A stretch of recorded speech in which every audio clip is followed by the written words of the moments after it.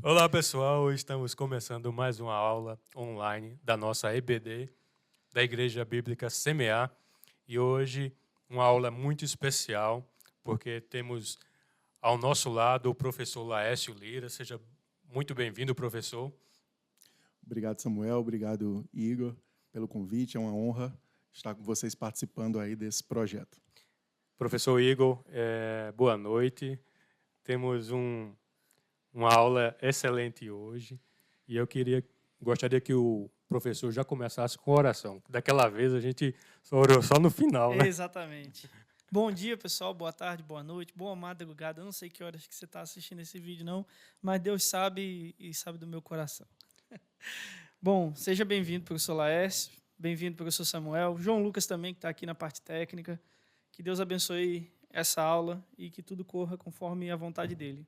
Então, feche seus olhos aí em casa, vamos orar. Senhor, nós te louvamos e agradecemos por esse momento em que podemos meditar na tua palavra, em que podemos aprender um pouco mais daquilo que o Senhor tem para nós. Nós te louvamos, Pai, por esse projeto.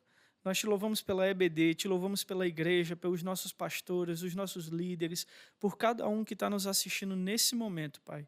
Nós te louvamos e agradecemos também pela tua palavra, que nos santifica, nos purifica e nos leva ao caminho da tua salvação, meu Pai. Por isso nós te agradecemos por esse momento e por essa oportunidade, Pai.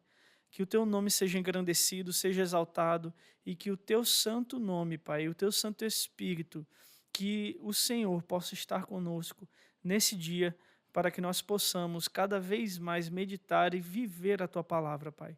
Dá-nos força, dá-nos sabedoria, dá-nos discernimento, meu Deus, para que nós possamos viver baseados na tua palavra.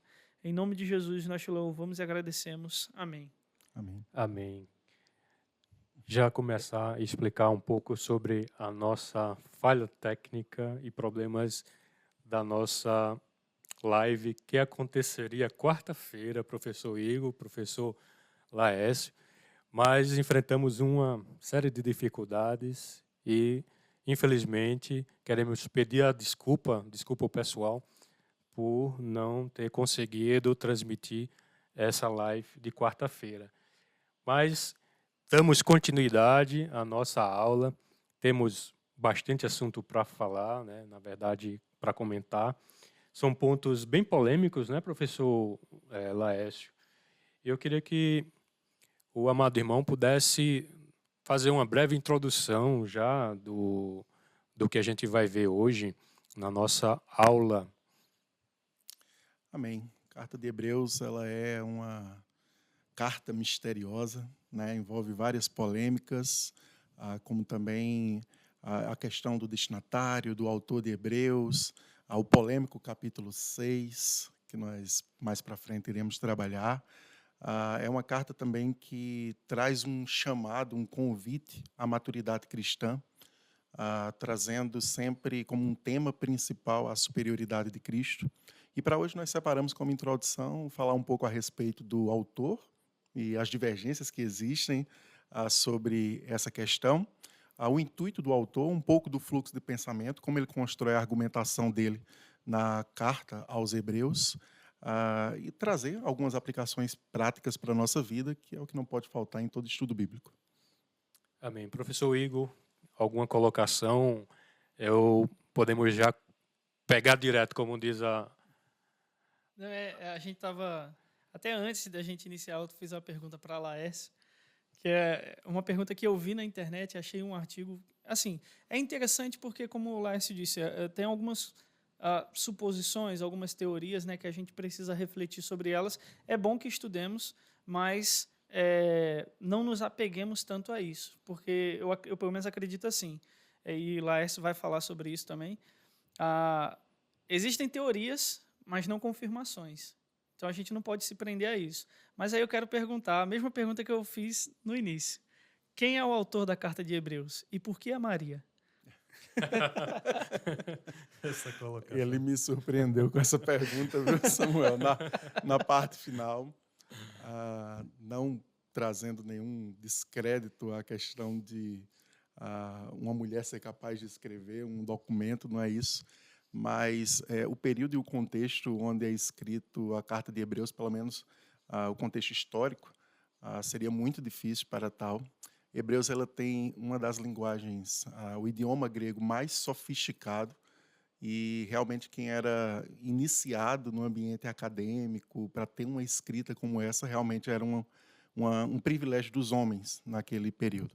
Então, ainda existe uma outra mulher também que tem uma certa teoria, né, que é a Priscila, esposa de Áquila, que instruiu Apolo, mas são apenas, como você disse, teorias, assim como as demais, né? Tem apóstolo Paulo, Barnabé, o próprio Apolo também, que eu já falei, mas são apenas teorias. Na turma dos jovens, foi interessante essa questão. Um deles lembrou e citou Orígenes. Eu disse, concordo com você, essa é a melhor resposta para quem escreveu a carta de Hebreus. Orígenes disse que só Deus sabe. Só Deus sabe. E já que Igor já começou num tema bastante, né, com muitas ideias, sugestões, né, se defendia Paulo, e tem aqueles defensores ferrenhos, né, de que seja Paulo. Outros nem tanto, que na verdade seria Barnabé, como foi discutido na nossa turma lá, né? Tinha aqueles que, bem exaltados, diziam: eu acredito que é Paulo e não tem que me prove ao contrário. E o professor Geraldo, na turma, levantou as evidências que refutam a ideia de ser Paulo, porque ele uma das posições, né, que fala assim, que Paulo, o evangelho foi dado diretamente para ele, para Paulo, né? E na carta de Hebreus, não, né? É diferente. Então, assim, só por esse versículo, eu acho assim, já descarta aí o apóstolo Paulo, né? Porque o autor diz que aprendeu dos apóstolos, né? Exatamente. Essa referência está em Hebreus capítulo 2, versículo 3. A gente pode ler? Pode ler, vamos ler. Enquanto o Laércio vai abrindo, só para avisar você que está assistindo essa aula, as nossas aulas no YouTube, como a gente avisou a vocês no domingo passado também, na última aula, no caso, porque eu não sei que dia que vocês vão assistir, né? Sim. Essas aulas elas são sempre lançadas uma semana após, durante a semana, na verdade, da aula presencial. Então, por exemplo, enquanto aqui a gente está fazendo a introdução à carta, quem está acompanhando presencialmente já teve a aula, como nós tivemos, né? O Laércio deu aula, eu dei aula também nos adolescentes, Samuel acompanhou a aula com o professor Geraldo. Então, a gente já viu esse conteúdo. Vocês no YouTube vão acompanhar sempre durante a semana. Isso também para trazer a oportunidade, como a gente falou, né, de quem está presencialmente durante a semana rever o conteúdo. Exatamente. Foi bom o professor Igor fazer esse lembrete, porque na última aula que a gente teve, né, na verdade, a gravação que a gente falou, a gente até deve ter citado alguma coisa de reprise, e aí as aulas vão ficar com essa defasagem de uma lição, né, até para incentivar as pessoas realmente a irem presencialmente para a EBD, né, inclusive com as matrículas já abertas. No link aqui embaixo vocês têm a oportunidade de clicar e vai abrir uma página para vocês justamente fazer a sua matrícula, né, online, e aí facilita o nosso trabalho em relação à secretaria e tudo mais. Então, fica aí informado a todos que realmente as nossas aulas vai ter uma defasagem de uma lição, né? Então, podemos ler, professor Laércio.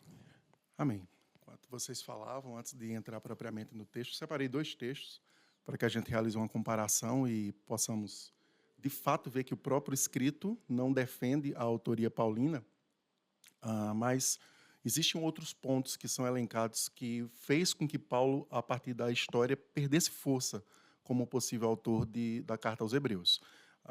Uma delas é a própria estilística da carta, certo? A crítica nos mostra que, por exemplo, algo que é muito difícil de acontecer, a carta de Hebreus ela tem o grego mais sofisticado do Novo Testamento.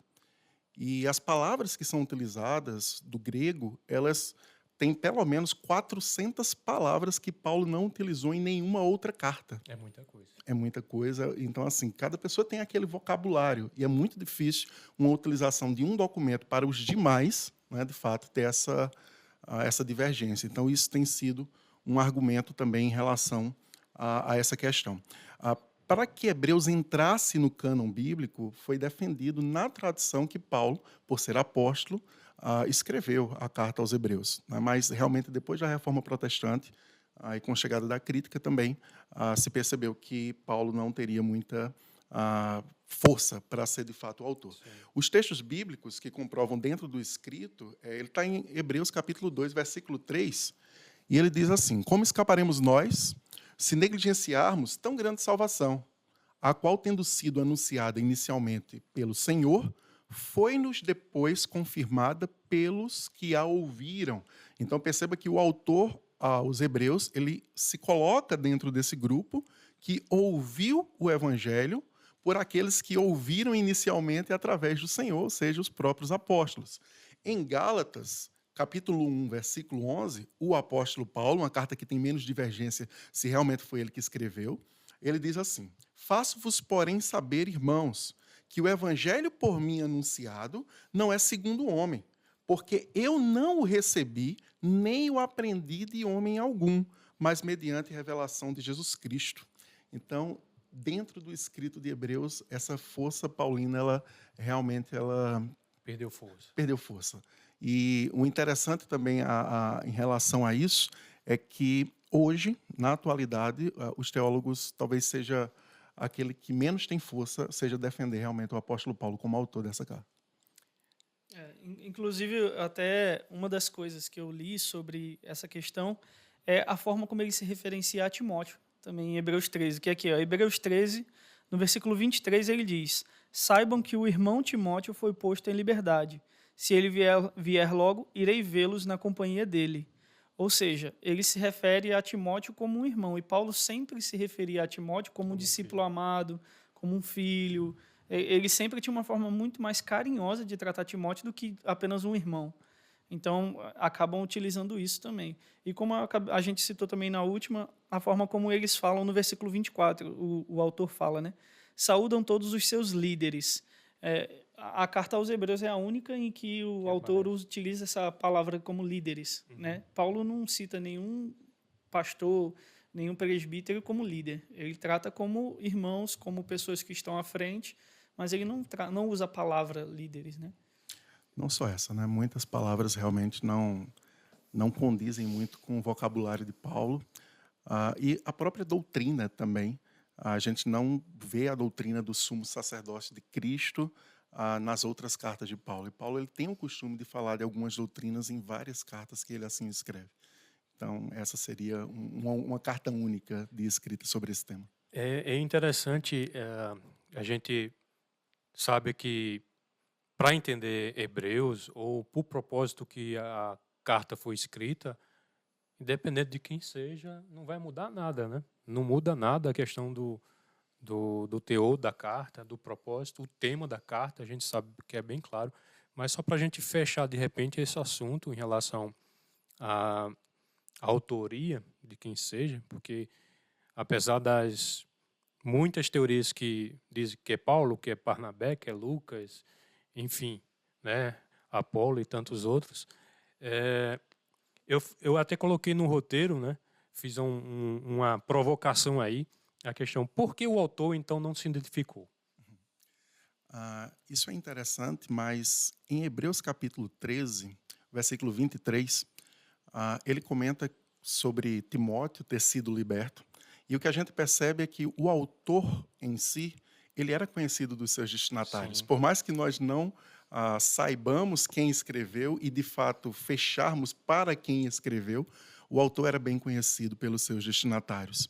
Então, uma coisa que eu estava falando também com o Igor antes da gente iniciar aqui, sou professor de hermenêutica e interpretação bíblica. Sim. E uma das formas que a gente mais defende sobre a questão da interpretação e a aproximação do texto é a gente saber quem é o autor, quem é o destinatário, qual o contexto, e Hebreus ela é peculiar em tudo isso. Uhum. Porque ela não traz, para essas questões iniciais difícil, de aproximação, né? Não traz. Mas muito bem tocado o ponto por Samuel, é que a mensagem, ela independente, né, de quem escreveu, para quem escreveu, ela realmente se mantém viva e atual. Tá? Então, ela não sofreu impacto por a gente não, de fato, fechar esses pontos aí de autoria e destinatário. Quer dizer alguma coisa, professor Igor? Não é exatamente isso. Porque até nos adolescentes eu fiz uma dinâmica com eles. Eu pedi para uma pessoa que foi, agora vocês vão saber quem foi o autor da carta, né? Eu pedi para uma pessoa escrever uma carta e entreguei para um dos adolescentes e pedi que ele lesse em voz alta na turma. Ele leu. Eu falei, quem é o autor? Não sei. E essa pessoa foi a minha esposa. Eu pedi para a Tamires escrever. Agora vocês sabem. Mas eu falei, quem aqui se sentiu abençoado por essa carta, por essa mensagem? Quem aqui sentiu que, de fato, a pessoa que escreveu com amor, escreveu com temor a Deus? E aí, alguns levantaram a mão, alguns outros demoraram um pouco para entender a questão da dinâmica. Eu falei, a carta aos Hebreus foi a mesma coisa. Eu não preciso saber quem escreveu. Quando eu leio Hebreus, eu não preciso saber quem escreveu, para quem ele escreveu, para eu saber que essa mensagem é verdadeira. Porque, para mim, se está na Bíblia, é sinal de que é verdadeira essa mensagem hoje, né? Talvez naquela época, como os destinatários eles sabiam, a gente não sabe quem são, né? Mas eles sabiam quem é que estava escrevendo, então eles confiavam naquela palavra. Eles não precisavam de, aqui quem fala é Paulo. Eles não precisavam escrever, o autor não precisou escrever isso. As pessoas sabiam e confiavam em quem escreveu. E é exatamente isso, a minha provocação da questão de por que ele não se identificou, é porque justamente naquela época, é diferente da nossa época, que tudo que você vai produzir, livros e etc., nós, da vida moderna, temos essa preocupação, né, de colocar o autor é fulano de tal, mas a gente sabe que nessa época pouco se importava, né, porque na verdade eles viviam ali, sabiam, conheciam, exatamente como o professor Laércio apontou, ele era uma pessoa conhecida ali do meio. Então, assim, eles não iriam se importar muito da pessoa estar lá escrevendo, olha, sou eu que estou escrevendo, fulano de tal, né? É bem por aí. Para polemizar um pouco mais, tem mais algo que a gente não sabe sobre Hebreus, o estilo literário. Será que é carta mesmo? Tem alguns teólogos que defendem que é um sermão. Eu até falei isso no último aula vídeo. foi. Então, se foi realmente um compêndio de sermões também desse possível autor... Eu fico até imaginando um grande pregador, Spurgeon, né? E tá ali, e de repente pegar aqueles sermões dele e mandar para as igrejas, e aí, né? Exatamente. Você percebe já no início da carta, você realmente fica com essa dúvida. Ela começa como um sermão. Perceba que ele não começa falando quem é o autor, para quem escreve, qual o principal tema, a saudação, que era costume do tempo na escrita de carta. Então, Hebreus não começa dessa forma, porém ele termina como uma carta. Né? Vos saúdam da Itália. Então, realmente ela coloca uma pulga atrás da orelha em relação a todas essas questões.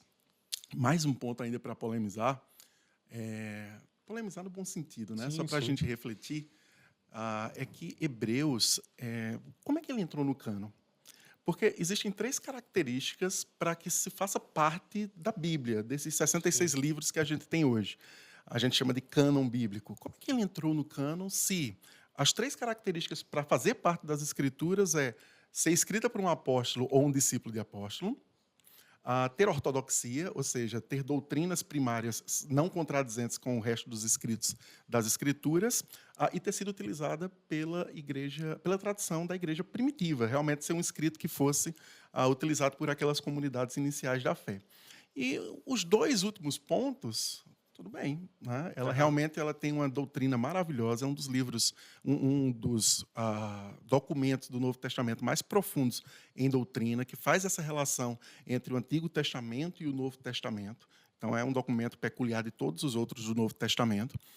De fato, ele foi utilizado nas comunidades primitivas. A gente vê Clemente de Roma, que também é outro possível autor, fazendo utilização dessa carta já desde esse tempo. Mas sempre fica essa dúvida, mas se não sabia quem escreveu? E aí não sabe se é um apóstolo ou se foi um discípulo do apóstolo. Por que ela faz parte do cânon bíblico? Eu acredito muito que a mensagem, ela de fato... ela tem uma profundidade muito grande em revelar a obra de Cristo e o próprio Cristo, e nessa questão ela não enfrenta dificuldade exatamente pelo desfecho da carta que a gente já comentou hoje. Ele fala sobre Timóteo e, muito provavelmente, ele fazia parte da alta cúpula ali missionária, da caravana missionária do apóstolo Paulo. A gente vê vislumbres, coisas que, com certeza, esse autor bebeu de Paulo. A gente percebe claramente na carta, mas a gente faz as devidas diferenciações. Então, ele acaba não encontrando dificuldade, de fato. Apesar de um dado histórico, Martinho Lutero ele considerava Hebreus um apócrifo. Ele tinha, né, como o documento, mas ele não considerava como inspirado. Veio, posteriormente, a igreja, de fato, a aceitar como escrito inspirado. E aí a gente entra, para encerrar a questão do autor, né? A gente pode entrar na questão, não sei se valeria começar com o tema e depois com o propósito ou o intuito do autor, mas o professor Laércio, ele pode falar das duas coisas ou de uma, fica à vontade, professor. Quando a gente fala do intuito do autor, por mais que nós não saibamos quem é o destinatário, nós percebemos o seguinte, que a carta ela revela o contexto por qual aquelas pessoas estavam passando. Então, nesse momento, a gente percebe que era uma comunidade que se converteu ao cristianismo. Então, alguns defendem que eram judeus que se converteram ao cristianismo, outros que eram gentios que se converteram ao cristianismo. Se for judeus que se converteram ao cristianismo, eles tinham perdido a segurança social, pois o cristianismo não era uma religião aceita pelo Império Romano e passou a ter perseguições. Então, eles estavam tentados, após ter um pequeno alívio dessa perseguição, a retornar essa segurança social, abandonando a fé em Cristo e voltando para o judaísmo. Se foi gentios que se converteram ao cristianismo, também existia o que a gente pode chamar de uma seita, naquele período de tempo chamada judaizantes, que aceitavam a fé em Cristo desde que você cumprisse a lei de Moisés. E essa comunidade poderia estar sendo atacada. Independente de qual dos dois, a mensagem ela consegue prevalecer. O que o autor ele tenta trazer para esses irmãos que estão tentados a abandonar a fé em Cristo e voltar para o judaísmo é provar a superioridade de Cristo. E aí eu comentei uma coisa que eu acho tremendo na argumentação de Hebreus. O autor aos Hebreus ele não faz uma afirmação que Jesus é superior, mas ele faz a retórica da comparação. A retórica da comparação ela consegue trazer para aquela pessoa que está lendo aquele escrito como se ele pudesse provar e decidir, de fato, quem é superior, quem é, de fato, aquele que ele deve seguir. Eu dei um exemplo bobo, mas foi muito válido na sala da juventude. Eu gosto muito de Coca-Cola, né? Todo mundo sabe. E eu disse, gente, olha, quando você for convidado, você levar Pepsi para minha casa é quase um insulto. Eu trouxe a Coca-Cola hoje. É brincadeira, gente. Mas é como se você colocasse assim, olha, a Coca é melhor do que a Pepsi. Vai gerar aquele debate, né? Aí você vai e coloca assim para aquela pessoa que gosta de Coca-Cola, beba aqui a Pepsi e beba aqui a Coca-Cola. Depois que ele bebe, que ele comparou, de fato, ele consegue dizer qual é o melhor, né? Para mim, vocês não sabem, né? Acho que vocês não sabem o resultado. O que é que o autor de Hebreus faz? Ele dá o gosto de provar o que é o judaísmo, a sombra que estava lá no judaísmo, como isso realmente se consuma em Cristo e Cristo se torna superior. O gosto que ele coloca na boca dos seus destinatários é de um Cristo superior no qual não deixa dúvidas aquele coração que estava tentado a abandonar a Cristo, de fortalecer-se e dizer, realmente eu não posso retroceder. Cristo é de fato superior e eu preciso de todas as formas segui-lo e perseverar até o fim. Bem colocado, professor Laércio. Até eu vou fazer vou levantar uma pergunta aqui, não sei se fizeram lá na classe, na nossa classe, mas pode de repente suscitar a curiosidade. Esses cristãos realmente estavam propensos a abandonar a fé, o cristianismo, Cristo, né, pela perseguição ou pelo o enfraquecimento da fé mesmo, coisa natural, né, digamos assim, porque foi exposto amplamente o contexto histórico em que a carta foi escrita, antes do ano 70, né? Aliás, um pouco antes de 90 e mais provavelmente um pouco antes de 70, né? Depois de Cristo. Então, assim, existe um contexto que até naqueles vídeos, quem assistiu os vídeos, né, que está lá na lição, na revista digital, São 4 vídeos que o professor Laércio colocou lá. E quem assiste aquele vídeo percebe que Carson, né, ele fala que houve um início de perseguição, né, e que essa perseguição chegou a uma intensidade, mas que mais recentemente essa perseguição ela foi meio que diminuindo. Não estou correto, professor? Está correto. Na verdade, a igreja primitiva, ela viveu um afã sobre a messianidade de Cristo e o seu retorno iminente. Acredito que muitos, em todas aquelas comunidades, não só hebreus, ele esperava que o Cristo, ele naquela geração ainda cumprisse aquela promessa de retorno, e que de fato aquele povo viesse a ser exaltado com o seu Senhor. Mas nós percebemos, já tendo uma vista geral da história, que o propósito do Senhor era salvar muito mais pessoas, chegar até nós esse evangelho. E de fato, Samuel, quando você deposita a sua esperança, eles tiveram o evangelho, pregado o evangelho da salvação, pregado o Cristo que iria fazer uma transformação na vida deles, e talvez expectativas, como hoje também acontece, expectativas errôneas do evangelho, um evangelho para o agora, um evangelho apenas para remediar as nossas feridas do agora, que ele também o faz, mas o propósito original do evangelho não é esse. O evangelho tem como propósito a salvação de nossas almas, a questão da eternidade. Pode ser que, quando eles enfrentaram a perseguição, eles começaram a se deparar dentro do coração deles se aquela escolha, de fato, teria sido a correta. Pois eles desfrutavam, sim, eles gozavam, sim, de uma segurança social pelo judaísmo. Eles estavam, de forma ritualística, se relacionando com Deus, mas a expressão do evangelho traz um novo convite. Não se relacionar com Deus apenas através de ritual, mas ser morada mesmo do próprio Deus, ter um relacionamento pessoal com esse Senhor, e principalmente provar de uma segurança eterna, no qual nem mesmo a morte se torna mais um inimigo, mas, na verdade, é apenas uma passagem que nós faremos para se encontrar com ele. Então, até ter essa maturidade, é outro tema que a carta vai tratar, até ter essa maturidade, o cristão ele pode sofrer vários ataques e realmente esmaecer na sua fé, trazendo esse enfraquecimento e essa possibilidade aí, talvez, de abandono na fé. A gente poderia fazer uma comparação, por exemplo, da exortação que o autor aos Hebreus faz sobre o judaísmo e Cristo, as crenças do Antigo Testamento e Cristo, com o que Moisés faz com o povo que saiu do Egito, porque o povo também ficava, não, peraí, lá estava melhor. Né? E Moisés, não, aqui, ó, olha o que Deus faz. E no caso do autor aos Hebreus, a carta aos Hebreus, o que o autor diz? Olha o que Cristo faz. Olha o que vocês acreditavam e olha o que Cristo faz. Seria mais ou menos a mesma... Não existe uma tipologia em si, mas com certeza nos remete à lembrança, né? O Antigo Testamento ele é cheio de figuras que, na verdade, o Novo Testamento nos autoriza a transformá-lo em uma tipologia, né? Quando o Novo Testamento ele traz essa interpretação, a gente realmente utiliza. Mas, de fato, a gente consegue lembrar sim. Show. É porque eu já vi muita gente fazendo essa comparação. É por isso que eu gosto de trazer essa pergunta para mestres. Mestres, verdade.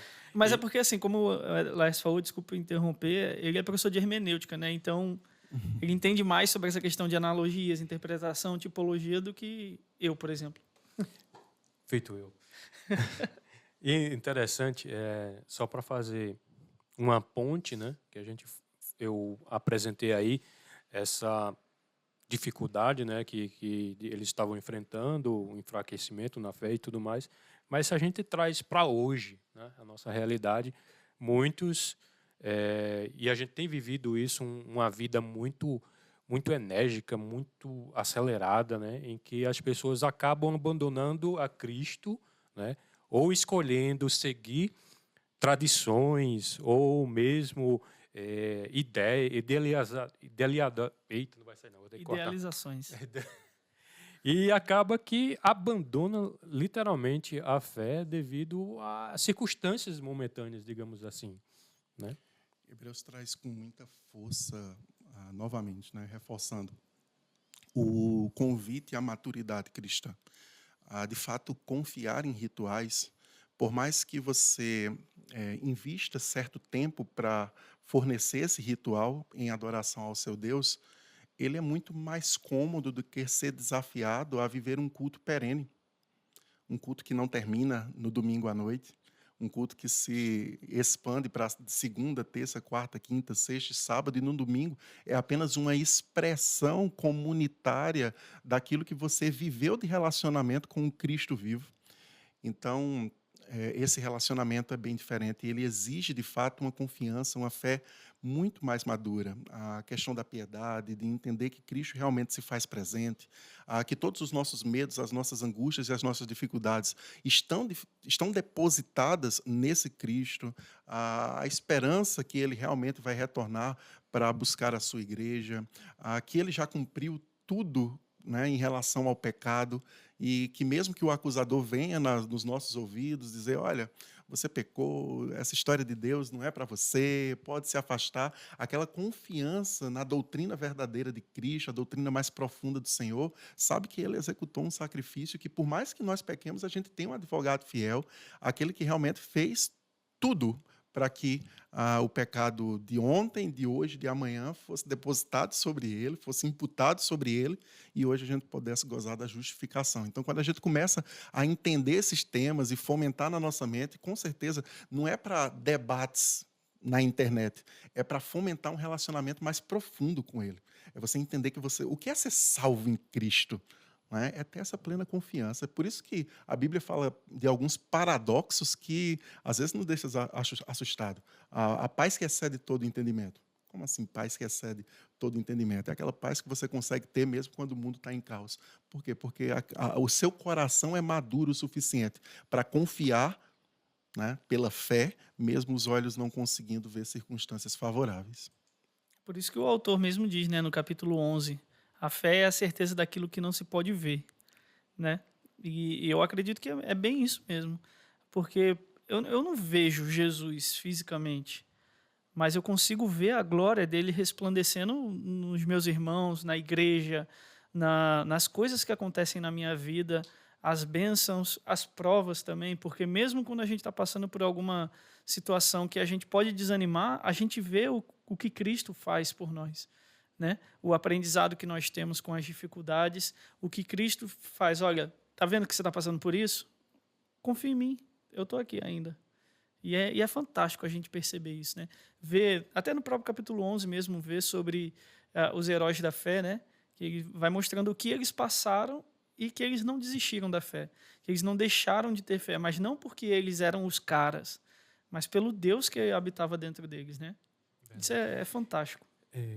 O professor Laércio tocou nesse assunto e eu explorei um pouco essa questão, porque a gente vê que lá em Hebreus eles tinham conhecimento.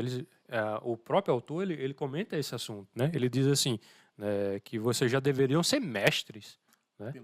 Pelo tempo que vocês são, né, cristãos e tal. E o que acontece? Às vezes tem pessoas na igreja, anos e anos na igreja, mas não tem uma conexão, não tem uma intimidade com o Pai, com o próprio Cristo, e não desenvolve a fé para que os dons que ela possa desenvolver, né, possa ser útil à igreja, possa ser útil ao seu próximo, às pessoas, e evangelizar e buscar uma intimidade mesmo, uma conexão, digamos assim, né? O que falta muito hoje, eu acho que, eu falo isso direto na minha casa, nos cultos familiar, eu digo, o que está faltando realmente é as pessoas não só buscarem a Deus, mas lerem a palavra, né? Se dedicarem à leitura bíblica mesmo, de buscar o conhecimento. É como se faltasse a chama, dizer assim, eu aceitei a Cristo e eu quero buscar a Cristo, eu quero conhecer a Cristo, ler a Bíblia, colocá-la em prática, né? Aquilo que tem muito na minha cabeça, eu gosto muito de um autor, C.S. Lewis, né? Então, assim, quando ele era o mais improvável dos, né? Ele mesmo fala nos seus livros, então assim, mas ele foi lá, ele buscou, né? Então, eu acho que falta também isso, né, professor Laércio? Fazendo um link do que você acabou de falar, isso é um dos temas proeminentes dentro de Hebreus. A imaturidade, ela vai lhe deixar refém a esse tipo de pensamento de abandonar Cristo. Talvez seja por uma vida social melhor, talvez seja por promessas de uma religião que alimentam de forma momentânea o seu coração de forma mais alegre, talvez seja por uma paixão que seja levado por uma imoralidade e um desfrute e um gozo da carne. Mas quando você finca seu coração nas Escrituras, você não conhece Cristo de forma superficial. Você não conhece a Deus de forma superficial. Você vê a profundidade do seu Criador e parece que você não consegue mais respirar sem ter a presença dele, sem ter ele por perto, sem buscá-lo, mesmo que você não consiga vê-lo da forma como Igor falou. E o que acontece exatamente, eu acho fantástico, voltando um pouco para esse fluxo de pensamento que o autor de Hebreus ele utiliza, é que ele vai exatamente nesse ponto. O que é que essas pessoas estão precisando para que elas não abandonem a fé? Elas estão precisando conhecer a Cristo. Sim. Conhecer a Cristo. Exato. Como as Escrituras, de fato, refletem Cristo. Então, ele pega o judaísmo que não foi uma expressão religiosa falsa, foi o judaísmo, a religião que Deus ensinou ao povo de Israel. Eram figuras, eram sombras que apontariam para Cristo, mas ela não deixa de ser verdadeira, todas as figuras que foram trabalhadas no Antigo Testamento, para esse povo, até o brinco. Né? O que é que Deus estava fazendo no Antigo Testamento quando colocou tantas figuras? Gente, a criação ainda estava engatinhando. Tinha verdades que ela não conseguia ainda absolver. Então, como é que a gente ensina a criança? A gente desenha. A gente desenha. E ele vai aprendendo cenários. E quando ele cresce, ele vai associar aquilo que ele aprendeu na infância. Sim. Então, ele apresentou Cristo à humanidade de forma pedagógica. Ele desenhou a obra de Cristo, ele desenhou o Redentor, o autor da nossa fé. E aí, o que é que ele faz nesse fluxo de argumento? Ele vai pegar o judaísmo, ele vai pegar dentro do próprio escrito do judaísmo e vai mostrar Cristo dentro do judaísmo, fazendo com que essa palavra aponte para ele e perceba que ele é a consumação do judaísmo. Então, qual é o fluxo de pensamento que ele vai utilizar de forma cíclica? Ele coloca um ponto do judaísmo, que, no caso, primeiro ele vai falar sobre Cristo ser superior aos profetas, depois Cristo ser superior aos anjos, depois Cristo ser superior a Moisés, a Arão, a Josué, o sacerdócio, o sacrifício, o sacerdócio. Então, ele vai pegando pontos que eram muito familiares dentro da religião daquele povo e vai mostrando dentro desses próprios escritos que Cristo é a consumação de cada um deles. E ele separa por seções. Logo depois que ele faz uma prova contundente, eu estava ministrando a alguns casais a primeira parte da defesa dele de Cristo ser maior do que os anjos. Ele traz 7 argumentos profundíssimos ainda no capítulo 1 da superioridade de Cristo, apresentando Cristo como divino e maior do que os anjos, que eram servos de Deus. Né? E depois ele traz uma advertência. E ele vai fazer isso nos primeiros capítulos. Traz um ponto do judaísmo, por exemplo, os anjos. Prova a superioridade de Cristo utilizando citações do Antigo Testamento. Essa é uma outra deixa que eu coloco para vocês. Quer entender Hebreus? Toda vez que houver uma citação do Antigo Testamento, a gente tem que ir lá no contexto original do Antigo Testamento, entender o que o autor do Antigo Testamento comunicou para tentar, de fato, interpretar o que o autor de Hebreus está querendo falar para aquele povo. Dentro daquela cultura, para os seus destinatários, que provavelmente eram judeus, era muito mais simples de entender essas figuras, mas a gente não faz parte dessa cultura. Então, a gente precisa romper esse abismo pesquisando um pouco o que, de fato, esses textos comunicam. E logo depois de trazer essa proeminente argumentação, ele traz advertências. E as advertências de Hebreus, elas nos deixam desconfortáveis, meus irmãos. Elas nos deixam desconfortáveis. E ele trabalha sempre nessa questão, né? Mas como é necessária. Né? Exatamente, a gente comparando ainda com o nosso tempo. Como falta hoje pregações que sejam contundentes na argumentação, e provoquem esse desconforto não pelo ataque, mas pela autopercepção. A Escritura desnudar o coração do ouvinte. E ele se vê não como ele imagina que ele é, mas como Deus tem visto a prática dele. Quando ele consegue fazer, ele se olhar no espelho espiritualmente, é um argumento muito poderoso. E dentro disso tem uma que eu chamo de a minha heresia de estimação. que é porque assim eu participei de alguns seminários, alguns contextos que falavam justamente sobre isso, E um desses palestrantes, que é o pastor Fábio Coelho, ele diz: Deus não precisa hoje mais de voluntários, ele precisa de amigos. Você já parou para pensar, por exemplo, Deus chamou Abraão de amigo? Você entende o peso disso? Porque uma coisa é falar, eu sou amigo de Deus. Tá, mas imagina Deus, o ser mais soberano que existe, o Criador de todas as coisas, falar, ele é meu amigo. Deus falou diretamente com Moisés ao ponto de do povo não conseguir olhar para o rosto de Moisés. Nem Abraão, nem Moisés, Arão, nenhum desses eram voluntários. Eles eram amigos de Deus. Eles foram sacerdotes, foram amigos, foram pessoas que serviram por temor à palavra. Porque hoje o que a gente vê muito são pessoas na igreja, como Samuel tinha falado também, que simplesmente vêm para a igreja só frequentar a igreja, né? E essa ideia é maravilhosa, você querer ser mais íntimo de Deus através da palavra. Não é você simplesmente dizer, eu quero uma intimidade com Deus, mas como é que você vai ter intimidade se você não lê a palavra? Esse ponto é interessante, professor Igor, porque hoje as pessoas têm vários seguidores, né? Tem Facebook, tem Instagram com vários seguidores, e se ele tirar 1% ou menos do que isso, ele não conhece aquela quantidade, não tem o relacionamento realmente presencial daquele que chega junto. As pessoas são depressivas por brincadeira, né? Mas o que eu quero apontar é justamente isso. Você falou, Deus chamando, né? Você é meu amigo, né? E as pessoas hoje na internet, nas redes sociais, vão à loucura quando aquela pessoa que ele ama, que ele curte, que ele idolatra, faz um simples comentário ou diz, gostei, não sei o quê. As pessoas vão à loucura, né? Mas o que dizer, você sentir isso, do próprio Deus dizer, você é meu filho, hoje eu te gerei, quero você aqui comigo, né? Mais perto de mim, né? Como a galinha abraça. Toda essa, não sei não, eu me arrepio só de pensar. Posso agregar ainda uma coisa fantástica, seguindo a mesma deixa que vocês estão falando. Já é um privilégio a gente ser servo do Deus Altíssimo. O Evangelho, ele diz que nós somos amigos. Algo fantástico em Hebreus. Capítulo 1 e capítulo 2, ainda na defesa da superioridade de Cristo aos anjos, Cristo é chamado de primogênito.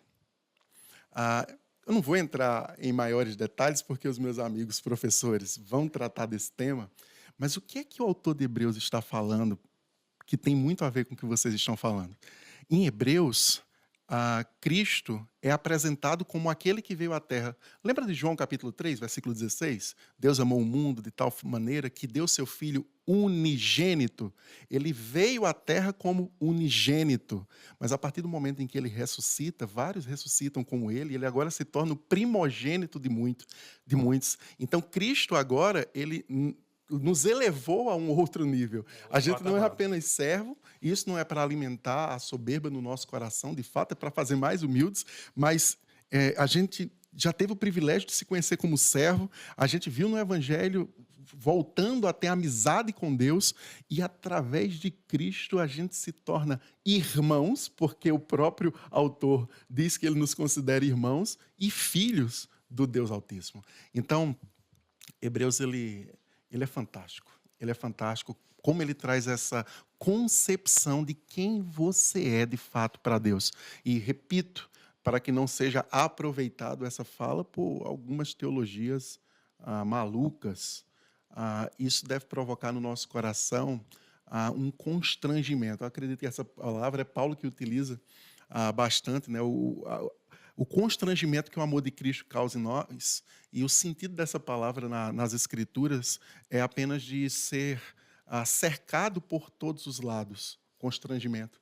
Então, é para que a gente realmente perceba que, independente das circunstâncias que nós estivermos passando, daquilo que nós estivermos vivendo, se a gente começar a perceber o que Cristo fez de fato por nós e quem Ele continua sendo perto de nós, nós vamos estar constrangidos, ou seja, cercados do seu amor de todos os lados, que faz a dor não é que ela não vai doer, mas ser suportável e continuar perseverando. Faz a falta de dinheiro incomodar bastante, mas continuar firme e inabalável na sua fé, faz com que você, mesmo diante de um leito de morte, como vários cristãos já deram esse testemunho, morrer em Cristo. O pastor Russell Shedd, pouco antes de morrer, ele tem uma entrevista que eu fico com o meu coração palpitando.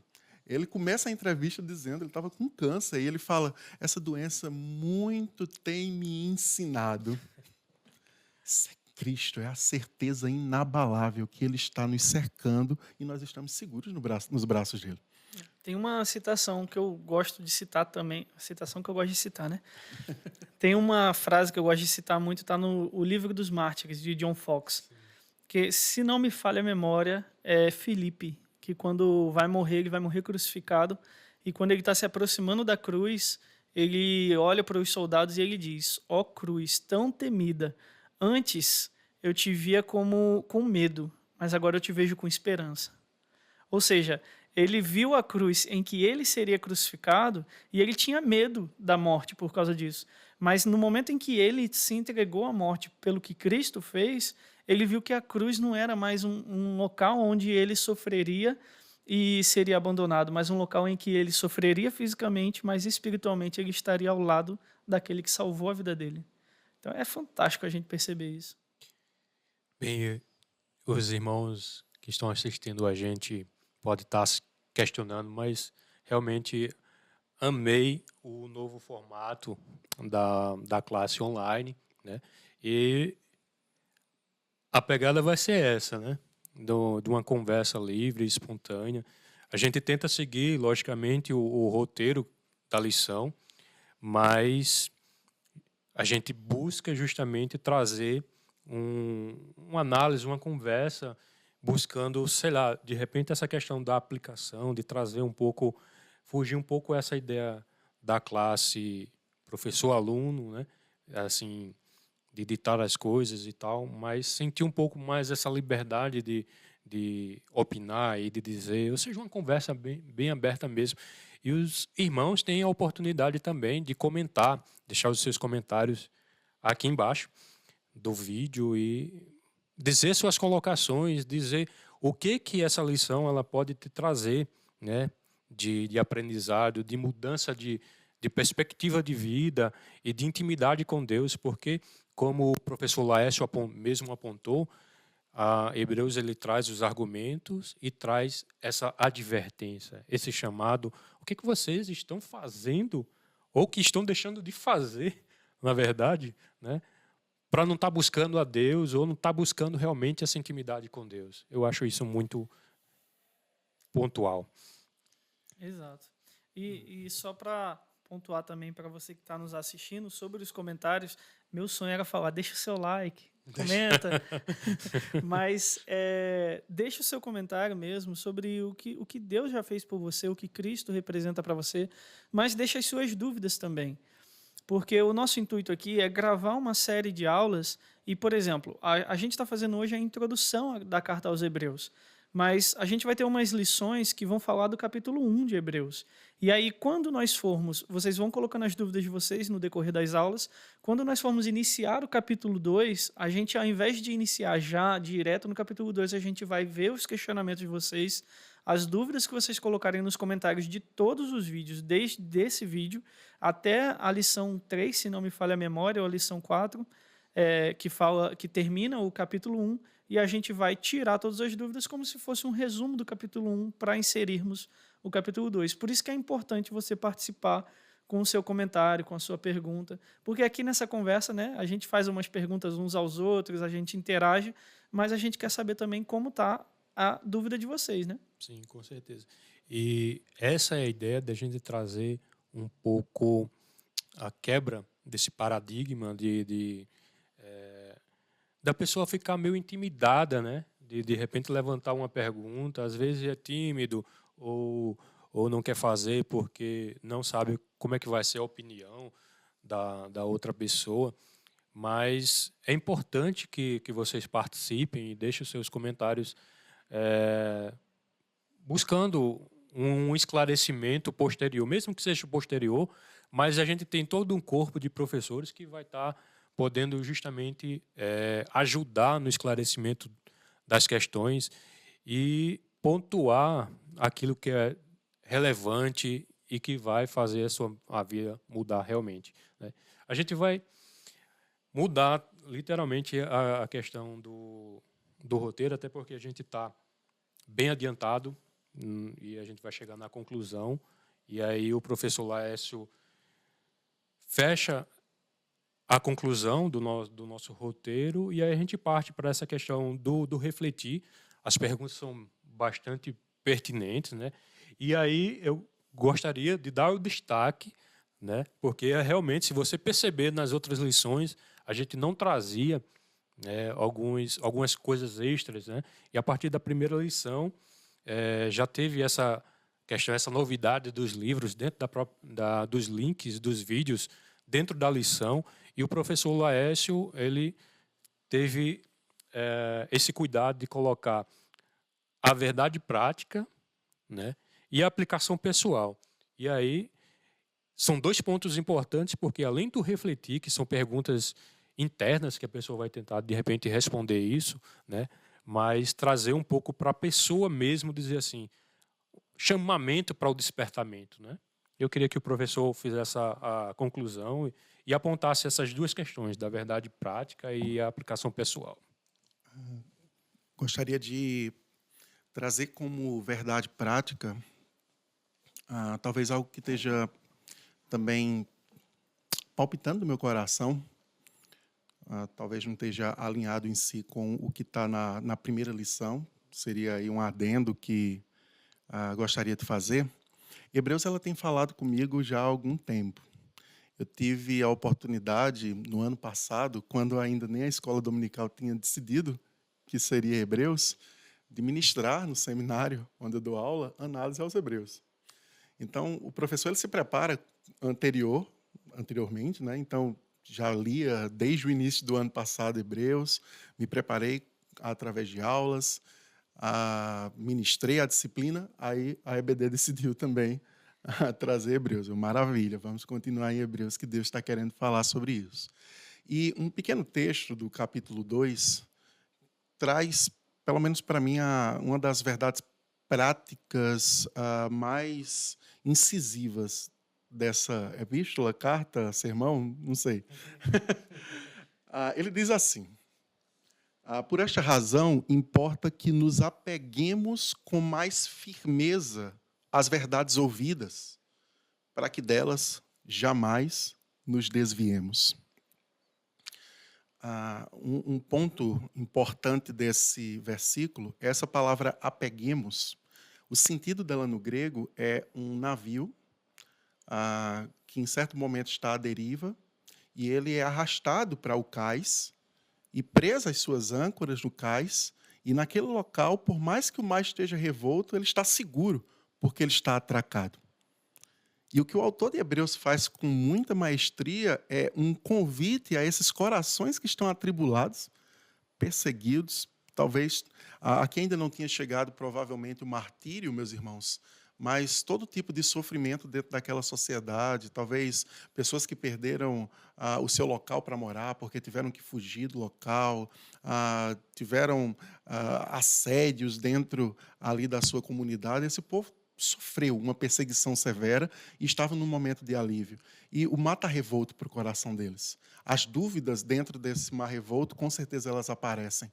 E dentro da sua advertência, ele traz essa palavra e esse convite. Atraca esse navio que está à deriva naquele cais que realmente pode te dar sustentação. E qual é esse cais? Qual é onde a gente pode atracar o nosso coração, não importa o quão revolto ele está, com mais firmeza nas verdades ouvidas. Então, essas verdades ouvidas é o próprio evangelho anunciado por Jesus Cristo, onde ele diz que, mesmo que tudo vá mal, mesmo que você se sinta completamente desesperado, se você se apegar, ou seja, se você atracar seu coração no evangelho, você não vai se desviar de Cristo, você não vai abandoná-lo, você vai ser fortalecido, você vai ser encorajado, e mesmo que em determinado momento, né, chegue o fim da nossa história nesse plano, a gente continua seguro nele. a gente Amém. continua completamente seguro nele, porque o cais onde a gente atracou o nosso coração, ele é fiel para cumprir cada promessa que foi feita. Um porto seguro de verdade. É um porto seguro de verdade. Então, Lutero chamava isso de a âncora da fé. Né? Lutero não, perdão, Spurgeon. Chamava isso da âncora da fé. Né? Você está ali firmado e um navio, quando atraca, né, quando ele joga a âncora, ele não sai dali de jeito nenhum.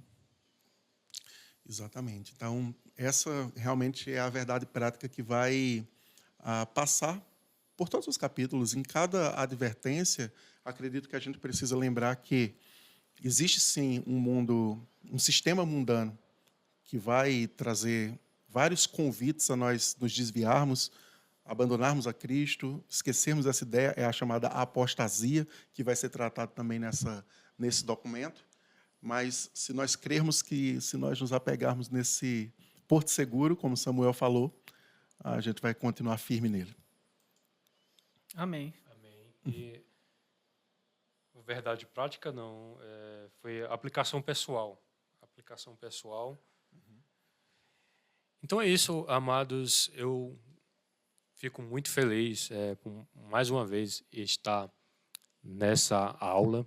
Eu sei que o nosso desejo no fundo, era estar fazendo essa aula online, né? A gente tinha tudo preparado realmente online, ao vivo, digamos assim, que é a palavra correta. A gente queria muito que tivesse acontecido, mas não vão faltar oportunidades. Na verdade, se vocês perceberem, a partir de agora, essa é a nossa lida, né? E a gente pretende, e esse é o intuito, a vontade dos pastores, eles já têm falado isso, a nossa equipe já está bem ciente e convencida disso, de que essa aqui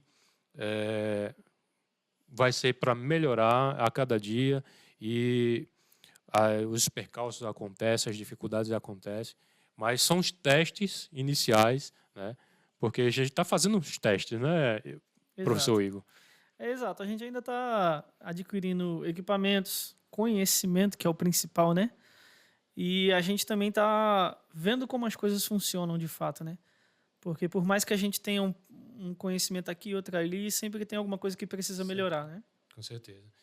E quero agradecer ao professor Laércio por ter cedido o seu tempo de estar aqui, né? Tenho certeza que fez um esforço, assim como o Igor também, de estar aqui, Lucas, e o dia não, realmente, o trabalho, as nossas atividades diárias, chega no final do dia, a gente quer estar junto com a família, ter os seus momentos, né? Mas a gente sabe que isso aqui que a gente está fazendo é com amor, com dedicação. A gente sabe que o que a gente busca é levar o conhecimento através da EBD, logicamente, mas também levar uma palavra de conforto ao coração das pessoas. Suas palavras finais, professor Laércio. Depois o Igor também tem a oportunidade. Samuel, Igor, João, quem estiver assistindo, foi uma honra, na verdade, estar com vocês. Tempo de qualidade com os irmãos. Trabalhar junto para o Senhor é uma benesse. E de forma nenhuma poderia estar pesando no meu coração. É uma aproximação que eu tenho com os irmãos. Quero agradecer pelo convite. Quero continuar apoiando o projeto. Fui testemunha viva, ocular, do esforço, da dedicação dos irmãos, que fizeram de tudo para que realmente acontecesse a live. Tentaram até o último minuto, mas Deus sabe todas as coisas. É o pontapé inicial. Quero também, através dessas palavras, abençoar o trabalho, dizer que eu estou junto também, pode contar comigo.